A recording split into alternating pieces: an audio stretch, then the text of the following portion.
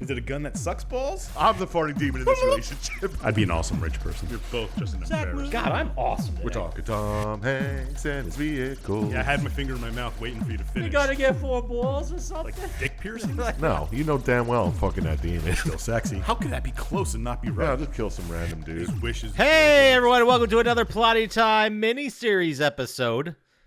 Boom. This time, just like the last two, we told you we were going to do this. We were going to get to the new Mortal Kombat film. The real Mortal Kombat. It was like a reboot of the entire series, kind of just ignores the other two movies. Just does its own thing. Yeah, thank God. Yeah, I'm fine with that. That worked out great. If you want to, you can go back. You can listen to the other two episodes. We did the 1996 Mortal Kombat original, and we did the 1997 Mortal Kombat Annihilation. Spoiler, they sucked. Yeah, they were great. Well, now they don't have to go back and listen to them. We didn't care for them. But now we're talking about Mortal Kombat, the 2021 version that was released back in April, I believe. Oh, really? Damn. Yeah, April 2021. It rated R, hour 50 minutes, directed by Simon McQuoid. Who's he? I have no idea. I also tried to read that as McQuaid, but that is incorrect. It's McQuoid. McQuoid. Yeah. Oh my goodness, he has almost as few as credits as I do. He's got. Plotty Time. He was on Plotty Time. Did you guys have someone on here before me? Wow, you should see this director's IMDb page. He has directed and produced the film Mortal Kombat. Okay. And he directed something called The Nighttime Economy, a video short back in 2014. Well, he did a good job with Mortal Kombat, at least. Yeah, I guess. I don't know. Maybe he's from the music video world. He's been directing music video. I don't know. Well, he did maybe straight out of college. He looks like at least a 50-year-old man. 50-year-olds can go to college. That's good. You're right. I'm being ageist. You're right. What the fuck, man? You're right. I'm the asshole. You're absolutely correct. But this one starts in an old Japanese village because we're at Scorpion's house. Yes, sir. Scorpion in this is Japanese, Mm. and Sub-Zero is Chinese. Yep. Didn't see that coming. No, and I didn't not that matters as much because they seem to both understand each other when they talk. Yeah. Did they? I don't know. Yeah, I know. I was thinking about it, and I think they were just both talking at each other. I don't know if they responded to each other at all. But how weird is that? Like they knew each Well, other? no, I think you're right because at some point Scorpion said, you may not understand my words, but know that you're going to die or something like that. Yeah, exactly. So they were just intensely speaking at each other in their native language, and the other person not comprehending anything they're saying. Yeah, they're both just threatening each other. That makes this scene a whole other thing, right? Because it's very intense. It's a very intense dialogue. Oh, yeah, that was a great scene. So basically, Scorpion is this guy by the name of Hanzo. His family is killed by Scorpion, his family's killed by Sub-Zero. Sub-Zero, yes. Who looks a lot more like an everyday soldier, not so much a Mortal Kombat fighter, but he still has his freeze power. Yeah, he doesn't have his new suit yet. That's why. No. He's got to unlock it. But again, in this one, like I mentioned in the other ones, I've always thought in my mind that Sub-Zero was the good guy and Scorpion was the bad guy. But I don't know if I just, thought that. No, I'm pretty sure Scorpion... Or if there was the lore bad about it. guy. I don't know. But Maybe this you're one, right. he's not. He's the good guy in this one. Yeah, exactly. A good guy, I guess. Yeah, there's a couple good guys in this one. 3 or 4. So basically, Sub-Zero kills his whole family. Hanzo was away. He comes back in. He fights Sub-Zero, and he loses. Yep, he dies pretty hard. And then turns into fire and goes straight to hell, apparently. Yeah, pretty much immediately, I guess. I don't know what he did in his life to get immediately sent to hell. Like, so fucking fast that the earth starts on fire to get you there. Yeah. You instantly turn to flames. I don't know how else to say this, but permeated into the earth? Yeah, he just got sucked right in. He just got sucked right in. So he's getting sucked into the earth, and then we get the title, Mortal Kombat. Boom. With that iconic music. Wait, was that in this one? It was in this one, but I don't think it was right here. All They right. they played it late, like a version of it later in the movie. All right. Honestly, the song might have been the best thing about this first two movies. How could you not hear that song and get pumped up about it? Yeah, for real. Mortal Kombat. That's all it says over and over again. That's go listen to that on Spotify, kids. Yeah. If it, It's don't listen to those other two episodes we recorded. Go listen to that song. yeah, go listen to it. It's pretty good. Put it on your workout playlist or whatever. You won't regret it. I appreciate you trying to take a step into the world of people who have workout playlists. Chump Slap. I like your style. That's our bread and butter. Which is it? Is it? All right. So then we meet our main guy in this story, Cole. Cole the Scorpion. Cole Young. Micro Scorpion? He's not a character from any of the games. No, he's just a normal dude. Just a normal dude who does some kind of, I don't want to call it underground fighting. It seems like it's sanctioned. Yeah, it's definitely amateur MMA shit. Yeah, he's like an amateur MMA style fighter, and he's not that great. And I guess he's getting a little bit older. You know what I mean? Yeah, and he's only getting paid to do like shitty matches. Yeah, and he's getting like $200 to get his ass kicked. Yeah. So this is where, unlike the first film in this trilogy, they also try to bypass the tournament. And then this is where Shang Tsung sends Sub-Zero to kill the Earth people that are going to be the fighters before the tourney even begins. Exactly. And now Sub-Zero says, oh, I'm not, what's his name? I'm Sub-Zero. Yes. That's where he adopts his name.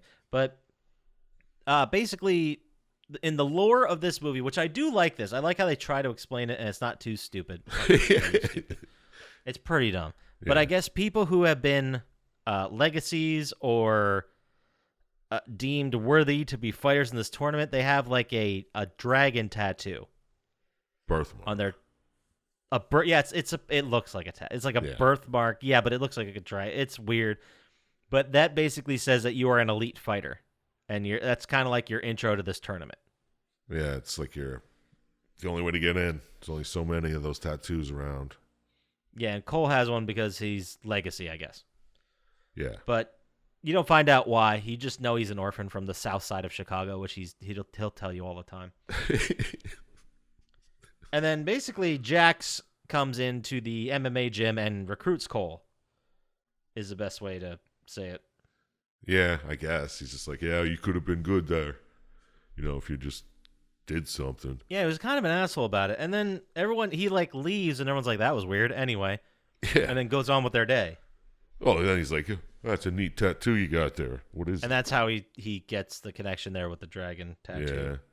Because then he's like, I got one of those too. But then after this, Cole and his sister, or his daughter are at the ice cream store. Yeah. And his wife, I think. And his wife. So he's got a family. He's got a wife and a daughter.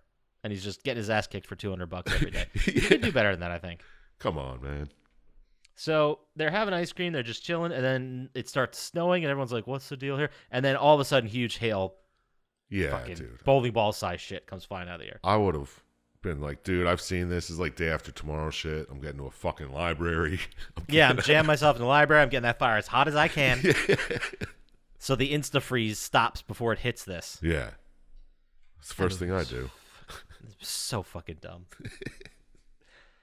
But then Jax just shows up in his car and is like, get in. And so he gets in. And they're off. Yep. And where do they go? They just drop off his family? They drop off his family, and I believe Jax is taking him to see Sonya, but at some point they get interrupted by Sub-Zero. Yes, that's right.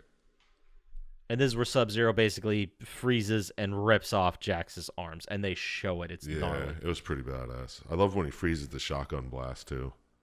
Oh, yeah, he freezes the shotgun blast, which looks amazing, which looks a billion I mean, yes, of course, we have 30 years more of technology, 25 so years. Man. But it looked great. Like, it looked really awesome. He basically blasts his frost so hard directly at the shotgun, you can see the pellets, like, freezing as they're moving. Yeah, it's pretty neat. Definitely check that out. And then like the freeze permeates into the shotgun, and then he punches the shotgun, and it like shatters the front of it. Oh yeah.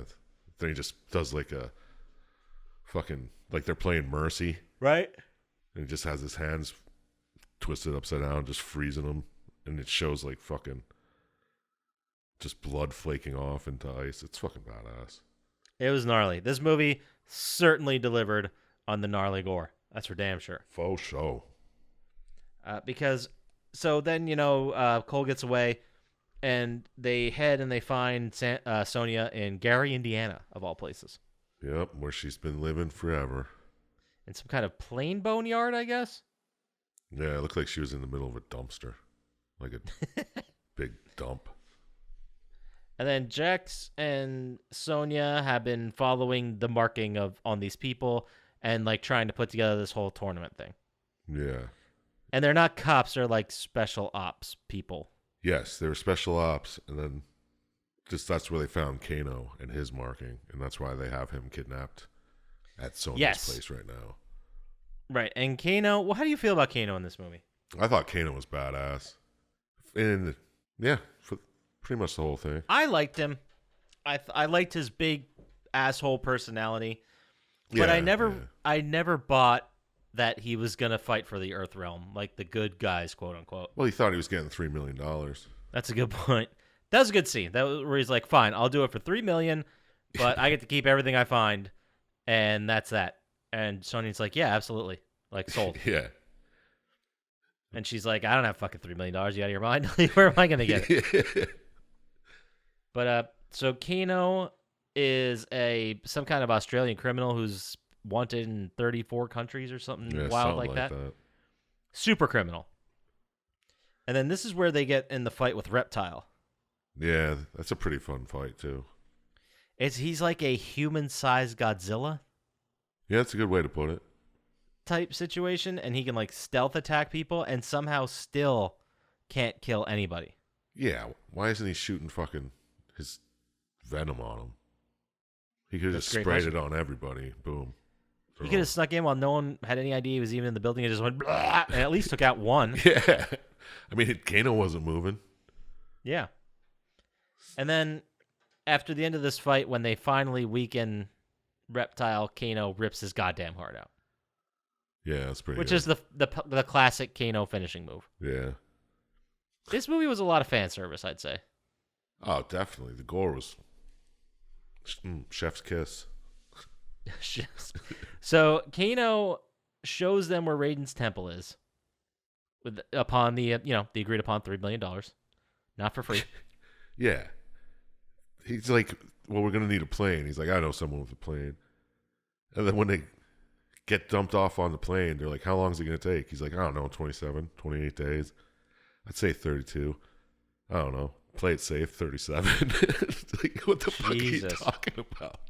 It took him like 37 hours total. Yeah, exactly. And the jumping off the plane sequence was pretty fun too, because they basically had Cole, Sonya, and was Jax? No, Jax is basically in. No, he's in.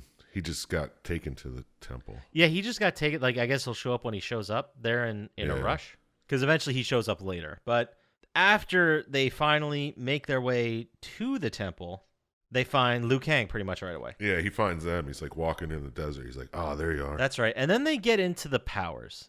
And I do just want to say overall, I like this aspect of the film. Yeah, he had to learn your kata, I think they called it. Yeah, and it's like the tattoo meant they were basically eligible to get a power at the temple or for the tournament. Yeah, they just had to train for it. Yeah, and I gathered that these powers weren't permanent forever everywhere. Like they were just specific to either the fighting tournament or the temple. Is that correct, or am I just making that up? I'm pretty sure they're everywhere because Kano uses his back in Sonya's house later.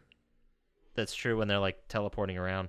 Yeah. Yeah, okay. They have these tattoos, those markings we were discussing, and because you have that, it says that you can be able to learn like some kind of secret power, but they don't know what their power is going to be. Yeah, it's going to be random. So, which is kind of interesting. Yeah, that's cool. Because Liu Kang just fucking fires a fireball at Kano. He's like, oh, how'd you do that? Oh, does that mean I'm getting powers? And he's so psyched. He's like, wait, I'm gonna get a power? That's fucking awesome. And then eventually he does, and that's a good scene too as well. Yeah, it is. This is where Jax shows up. He's rehabbing he got these like wiry kind of bullshitty fake robot arms. Not bullshitty. They're still very functional arms. Yeah, their arms, they work. Their arms, they work. They're just not for fighting, you know? Yeah. Kano makes fun of them too. It's like, oh, do they make those in men's sizes? Yes, classic Kano. Fucking Kano. And then this is the scene where Kung Lao shows up, and we meet Kung Lao for the first time. Who is like, Kung Lao isn't at the top of the food chain like Raiden, but he's like the manager. Yeah. What is his relation to Liu Kang? I don't know. I think they just both made it to the temple first. They're Like, just I don't know. besties since they've been there. Yeah, I guess it was just them two for a while. They're like, you want to watch a movie or something? Yeah. Yeah. I think that's pretty much how it went. Yeah. I love what But there's a lot of like self-respect between the two of them. Yeah. Or respect between the two of them, I should say. Actually, yeah. What was his name? Liu Kang. The other one. Kung Lao. Yeah. Yes. I think Kung Lao taught Liu Kang, I think. Maybe he was his mentor. But I mean, they both have the mark. Yeah, exactly. It could have been maybe they found each other years ago and have been. It doesn't matter. It doesn't matter because this is where Kung Lao starts a bunch of shit with Kano and brings out his power, so to speak. Yeah, they just start making fun of him at the dinner table. Oh, it's so good. Oh, yeah. He's like, that's way better than fireballs, you wuss. You got a hat. I got a fucking laser. Yeah. Because Kano can now shoot laser out of his eyes. Yeah, it's pretty bad. Just like in the game, which they never really explained in the game. They just explained he was like half robot, right? Yeah, I figured. It was like a Terminator thing. I thought it was like a RoboCop or something where he's like, he got injured and they just put a laser in his eye instead of a regular Just a eye. bunch of robot shit. Yeah, you know. Yeah, I hear you. And then this is where Cole, remember Cole's our main character, which I often forget about this movie. Yeah, true. But this is where he finds out that Raiden, that Scorpion is his dad, because he was just an orphan, like I said. And then he decides to leave the tournament because his power wasn't coming to him as fast as the other people. Yeah, a real fucking baby about it. Yeah, Raiden's like, fine, you want to leave? Leave. Like, I can't make you stay, but we need you desperately, so please stay. And he's like, all right, later. And then he goes back to his family. Yeah. Well, Raiden knew what would happen. Yeah, of course. I think, right? I hope so. Yeah, he just didn't expect it. He's like, oh, shit. He's like, either he's going to get his power or he's going to be fucking dead. One of the two. Yeah. Oh, and my whole family might be dead. Who knows? Yeah, whatever. Might as well kill the innocents. Yeah, exactly. Yep. So he goes back to his family. What happens then? Fucking Goro shows up, right? Yeah, this is where we meet Goro.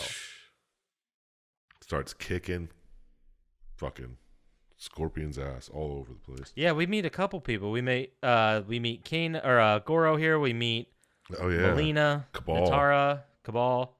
Cabal's badass too. Yeah, Cabal's a pretty bad. I like how they actually gave those robots some fucking character in this movie. Yeah, Cabal says like Kano killed him, and that's how he's in the.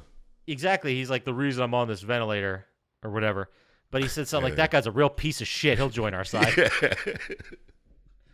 So that I thought that was really cool. Where they're like, we need to infiltrate these guys. All right, well, this guy's a piece of shit. This should be no problem. Yeah, we should be able to sway him. And then is this where Goro goes after Cole? Yes. This is where we get like our first like throwdown. Yeah, this is Goro at Cole's farm, fucking up the whole farm. The barn gets torn down. Yeah, this is like 5 fights at the same time. Yeah. Sonya is fighting Melina, who is a badass. I love the concept that you have Melina, and every time she like opens her mouth wide or like does the full mouth opening, like it cuts her. Yeah, it's healing the whole time until she does it, and then it just rips it open again. Exactly. That's pretty badass. Which is pretty fucking gnarly. And then Jax is fighting. I don't know who the guy was. I just have here Hammerman. Yeah, I don't know. I think they said his name, but it was just like so stupid. Is he actually in the games? I don't. There probably was. They got so many fucking characters in this game. Yeah. I'm looking. There's something called General Raiko. That's it, Raiko. Yeah. I guess he was in the games. Oh, wow. Yep. First showed up in Mortal Kombat 4. Apparently, Jax has a thing against him. I don't even remember that character, but all right. Anyway, so he's there. And then you've got Liu Kang fighting Cabal. And then the Kung Lao fight. Why don't you tell us about that, Chump Slap? What happens in the Kung Lao fight? Wait, is this when he fights the siren or whatever? Yes. Well, siren's flying around. It's not Malia, that's Natara, I believe. Yes, Natara. Whatever. Flying around. And he does his finisher move where his hat just spins in the ground like a fucking saw blade. And That's exactly what it is, yes. does she fly in there by herself or does he throw her in there? I got the impression that he was like pushing her into it. Okay, yeah. So there you go. Flawless victory. Kills her instantly. Yeah. I guess this was like Shang Tsung's like baby project. It's like, oh, this is my champion, Yeah. my badass. And she flies in, and Kung Lao's like, this is nothing. He jumps on her back, bam, right into the sun. Oh, yeah, there you go. And then Shang Tsung's like, whoa, what the fuck? Yeah, Shang Tsung kind of fucks him up. You see the whole thing. You see a skull getting cut in half by a circular saw. Yeah. Like we said, this game is super fucking gnarly. Yeah, it definitely shows fatalities like what you think they'd look like, you know? This is also the moment where Cole gets his Kata. gold-plated armor stuff. Yeah. Yeah, because it took his wife literally within 6 inches of her death for him to get his fucking special power. Right? Yeah, that was a close one. If Goro was any faster, fuck, they would have been dead. And then he beats the shit out of Goro and like slashes his guts right open. Oh, yeah. Because he gets a weapon out of nowhere. Yeah, I guess part of his power is he can manifest arm knives. Yeah. Arm knives and fucking golden armor of some sort. Yeah, and later in the movie, even when people like sneak up on him and attack him, they hit him in the armor. It's like, dude, hit him in the face. He's got nothing on his Yeah, face. look at his head. It's wide open. His head is wide open. And then, yeah, Goro's fucking dead. Jax survived, but he's kind of like a little fucked up because he's got these little weak-ass robot arms. Yeah. But then at some point, he saves Sonya by like lifting up a big rock, and that starts his kata, and he has now badass robot arms. Oh, yeah. He needed to save her life to... I don't understand why every movie has to have Jax. I never liked Jax's character. But, yeah, why is Sonya in every one, too? That's true. I feel like the most interesting characters, which they finally realized in this movie, were Scorpion and Sub-Zero. Yeah. And then going from there, I mean, Liu Kang was a big one. Johnny Cage was the big one. And then Sonya was a secondary, I thought. And Kano was a secondary. Yeah, I never thought Kano would be in every fucking movie, you know? Yeah, absolutely not. Cabal. Cabal, yeah. He was in Mortal Kombat 2, Yeah, I or think he maybe showed up for or a three. second. But anyway, so Shang Tsung now fights Kung Lao. And then Kung Lao dies here. He gets his soul sucked out. Yeah, but I have him does a sack move. Does he jump in Does he? front of something? He may do it so they could get away. Yeah. I think that's what it was. So Raiden can like use lightning power to transport them places? Yeah, I think that's what. I don't know. I just remember him. He just like jumps in front and then gets fucked up, and his soul gets sucked out of his head. Right. And then Raiden does his last move to like rip Cole out of there. Yeah. Yep. And Liu Kang as well got taken back, and he barely survived the fight with Cabal. So the good guys took a hit. They're pretty fucked up. Yeah. They're hurting. Except Jax has bionic arms. Because I did forget to mention that when Sonya's fighting Melina licks her blood and then says, "Oh, wait a minute. Oh yeah. You don't even have the fucking You're not even the birthmark. chosen one. You're fucking nothing." This is a waste of my time." And then bloop, blips away. Yep. Is gone. And then that's where Kano dies because he starts fighting Sonya, and no, she kills him later maybe. No, yeah, because this is when they all group up and like, all right, we'll take them one at a time. Raiden, you can transport anyone anywhere. Transport us all in groups so we can just fight one-on-one. Yeah, because the last like 40 minutes of this movie move, man. Yeah. Like, it's fighting to death to fighting. There are very few breaks, really. Yeah. This is like showing 3 or 4 fights all at once, too. Yeah, and like we've got the Sonya Kano fight, we've got the Jax versus Raiko, Yep. and then we got Cabal versus Liu Kang and Cole versus Melina. Yes. We have Sonya ends up killing Kano, and getting his mark, because I guess that's how it works too. If you kill a person with a mark, you get the mark. Oh, yeah, because that's how Jax got his. He killed some dude on one of their missions, he says. Just like a hero cop would. Yeah, and so when he kills Kano with a fucking lawn gnome jammed in his eye. Yeah, it was kind of lame. Yeah, I didn't. And she fucking has her kata right away. Yeah, like immediately. Like she immediately took She it knows and got it. exactly what to do.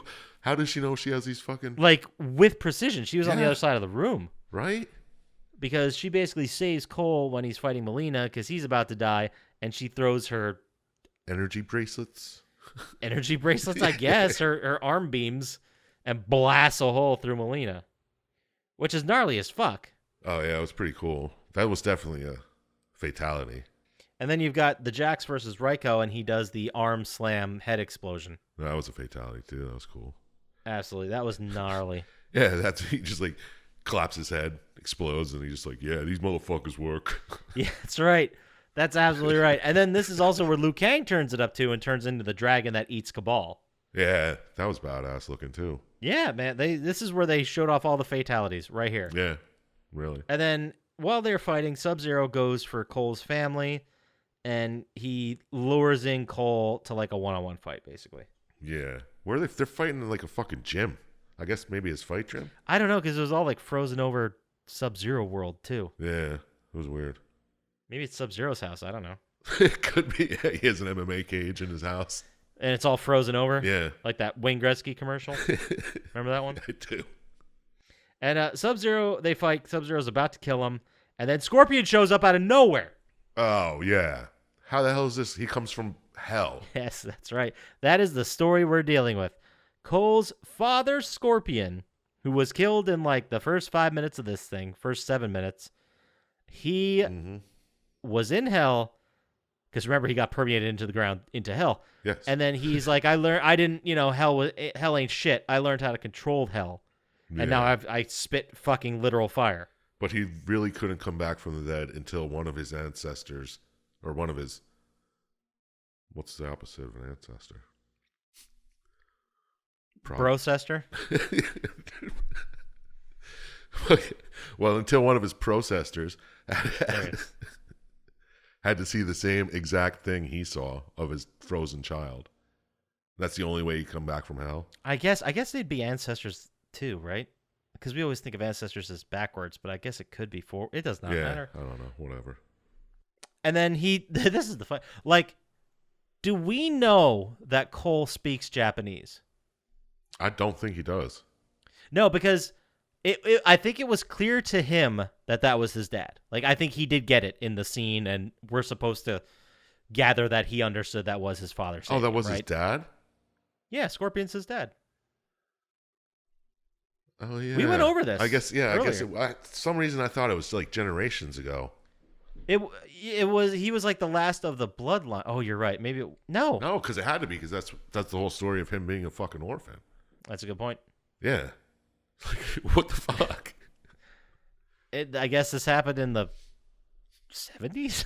Yeah, I guess. 80s, maybe? Oh, that's interesting. I didn't think of it that way. But, yes, so it just says it's credited here as Scorpion as his ancestor. Whatever. It could have been generations. It does not matter. Yeah, whatever. He's related to Scorpion. Same bloodline. And the point I'm getting at, the funny thing about this is that I think he puts it together that that's his family that came back and saved him, but then he says this thing in Japanese about keeping the bloodline alive. Oh, and yeah. Cole's like, what the fuck? What did he say? Did you get that? I don't understand Japanese. See, I thought maybe he just understood it because they had that bond. Or maybe like in Hell World, he can speak in whatever language he wants to and you'll understand. Like universal translations. Like a Babelfish situation? Yeah, there you go. Oh, Jesus. That was true. But yeah, man. I just thought it was wild that they fought in an ice octagon. Yeah, and he would have got his ass kicked if his fucking daddy didn't step up. He was listening to these fucking scrubs on the street. Like, you know what I mean? Like, yeah, you've got this armor plating, but what does that mean? You'll knock off knives, I guess? They can't stab you? Yeah. And Your head's still out there, bro. Well, doesn't he get the fucking chain eventually? Cole? Does he? Does he? He gets I don't think so. Did I miss it? I might have missed at it. the end of the chain, the fucking point. Oh, the stabby point. Yeah. That's right. He does get that and then stabs Sub-Zero, and he's like, what the what? And that's what caused him to pause and get it. Yeah. Anyway, afterward, Raiden shows up with Liu Kang, Sonya, and Jax. Shang Tsung also rolls in. He says, death is only another portal. He's like, yeah, man, you won this round. But, like, no one's ever really dead. So it basically implied that Sub-Zero is going to be back in the next one, right? Like, these people, anyone could come back at will. It doesn't matter, because if they once they die in the overworld, they go to the netherworld, right? I guess. I don't know, because they made the implication that Sub-Zero was going to be back, and they had him, like, disappearing into mist. Oh, yeah. So if anyone can just come back whenever, Well, what are the Scorpion stakes here? couldn't come back until he mastered the fires of hell, I guess. Oh, that's even cheaper. Then they make a path back for the characters they want to bring back. Yeah, exactly. That's cheap. They realize, well, the good guys, they realize they won, and then the plan is to go recruit more fighters, more champions. And then what happens in this final scene? Tell the people. Well, Cole, right? That was his name. He's Yes. Packing up his shit at the gym he used to work at, and his fucking boss, manager, whatever, comes in. He's like, "Hey, I got this fight lined up for you. Where are you going?" Cole's like, "I'm going to Hollywood." He's like, "What's in Hollywood?" He's like, "It's not what, it's who." And you just see a poster of Johnny Cage in some type of movie. So yeah, I guess we're gonna see Johnny Cage in the sequel. Yeah, I like how they made sure not to like show his face. It just like shows his boots. Yeah, on maybe the they're poster. hoping that Brad Pitt will see this and be like, "Yeah, I'm in." Leave that door open. That would be nice. I'd watch it. That's it. We're running long here, so let's get into it. Let's get into your final thoughts, Sir Chump Slap. What do you got? Well, not surprisingly, this was the best of the three. I agree. I thought the movie was actually pretty good. It just, as far as the fighting went, it was a couple good. It was way better fighting than the first two. Yeah, I think the movie wasn't perfect. Like, it had its flaws for sure. Yeah, but I mean the fatalities and the gore, and there was that one scene where Liu Kang does a triple sweep kick to Kano when they're training. It's just great. Mm-hmm. So, yeah. In all, I'd say this was actually a really good movie. Go watch it. I enjoyed it. I enjoyed it a lot more than the original two, especially when I went back and watched them. Yeah. And yeah, I really enjoy. Like, the first time I watched this movie, I didn't like it that much because I took it as a movie, and sometimes, man, you just got to turn your brain off and enjoy some Mortal Kombat. Yeah, I took it more as a Mortal Kombat than an actual movie, Right? Like, is this gonna be in the running for the Oscars? No, but you know what? It's fucking fun. Sure was. And I think the only really part I didn't like about it, I did want to see me some Johnny Cage. I'm a big fan of Johnny Cage, but I understand why he wasn't there. Not just to save people for the sequel, which is a big reason, Yeah. but also, like, Johnny Cage in the universe of Mortal Kombat has this huge, massive personality, and you kind of already had that with Kano. Yeah. Like, it wouldn't have worked with both of them. That's in the definitely movie, I don't true. think. Good call.